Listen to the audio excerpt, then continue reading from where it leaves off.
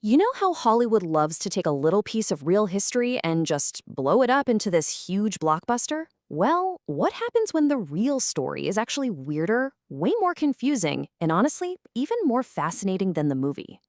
Let's peel back the Hollywood gloss on one of modern history's most bizarre nights.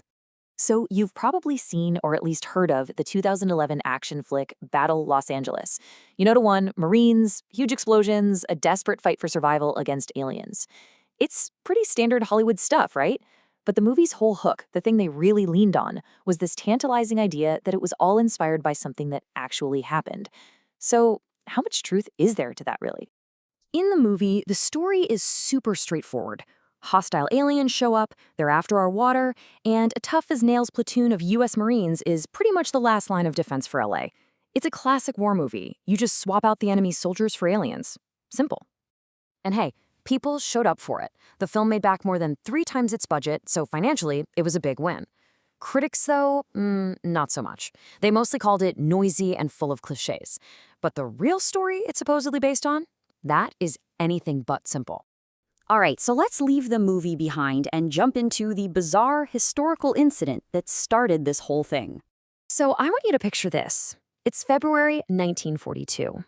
It's been less than 3 months since the attack on Pearl Harbor, and the entire West Coast is absolutely on a knife's edge.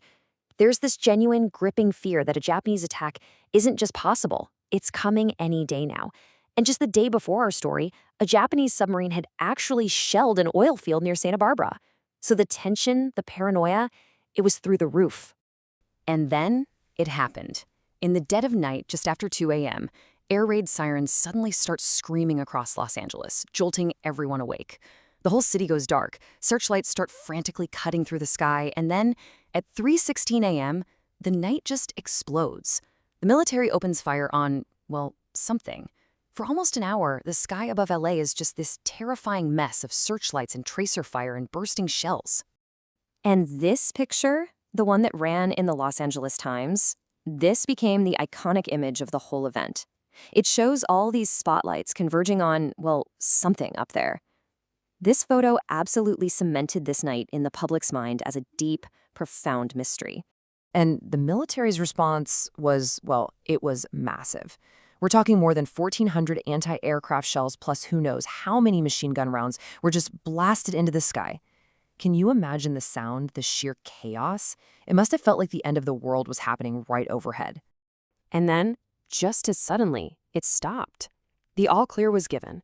But when the sun came up and the smoke literally cleared, the mystery got even weirder. There was no enemy wreckage. No bombs had been dropped anywhere. The only damage was from their own shells falling back to Earth. And tragically, 5 civilians actually died in all the chaos, from things like car crashes and heart attacks.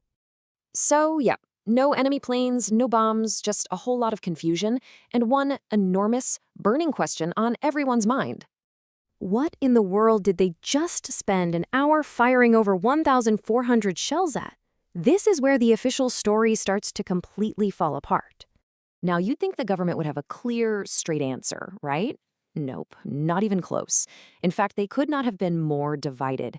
The Secretary of the Navy, Frank Knox, basically said it was a false alarm, just a case of jittery nerves.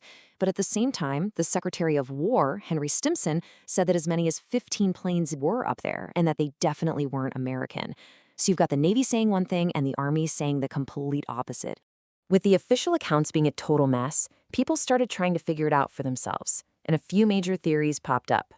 Okay, so the most down-to-earth explanation actually comes from the military's own reports. It turns out they used to launch weather balloons to check the wind and stuff for the gunners, and a report shows that sure enough, a big weather balloon was launched right around 3 a.m. just as things were really heating up. So skeptics say this is the smoking gun. It was just wartime jitters turning a stray weather balloon into a full-blown invasion. But that theory has some pretty big holes. What about the radar stations that said they tracked something coming in from over 100 miles out at sea? And what about all the military eyewitnesses who swore they saw multiple aircraft, not just one slow-moving balloon? It just doesn't quite add up. And that leads us to the wildest theory of all, People point to documents like this, an alleged secret memo from Army Chief of Staff George C. Marshall to President Roosevelt. It supposedly says that the objects were, and I'm quoting here, of interplanetary origin. Yeah, aliens. But, and this is a really, really big but, that memo has never been authenticated. It could be a forgery. And that super famous photograph from the paper, it was heavily, heavily retouched. They did that all the time back then to make images pop on newsprint. So the best evidence for the UFO theory is, well, it's pretty shaky itself. So how on earth do we get from this messy, confusing, totally unresolved historical night to a giant Hollywood blockbuster about an alien invasion? Well, it's kind of a classic recipe for making a myth. You start with a real, genuinely terrifying event that nobody can explain. Then the official story is a total mess, which creates this information vacuum. And what rushes in to fill that vacuum? You guessed it, spectacular theories about aliens and cover-ups. Over the years, the story gets told and retold until it becomes a legend. And then, finally, Hollywood comes along to give us the simple, satisfying answer that history never could. And that really gets to the heart of it, doesn't it? The real event was all about fear, confusion, and not having any answers. The enemy was maybe invisible, maybe not even there at all. But the movie, it just wipes all that messy stuff away. It gives us a real alien we can shoot at, a clear mission, and heroes who know exactly what they're doing. Everything the real night in 1942 was missing. You know, as one expert puts it, stories like this often tell us way more about ourselves, about our fears, our need for answers, than they do about any actual visitors from another planet. And that's really the bottom line here. After all the theories, all the analysis, and all the movies, the 1942 Battle of Los Angeles remains stubbornly, fascinatingly unsolved. We still don't know for sure what happened. So, what do you think? Was it just a case of wartime paranoia getting the best of everyone, or was something truly strange flying over Los Angeles that night?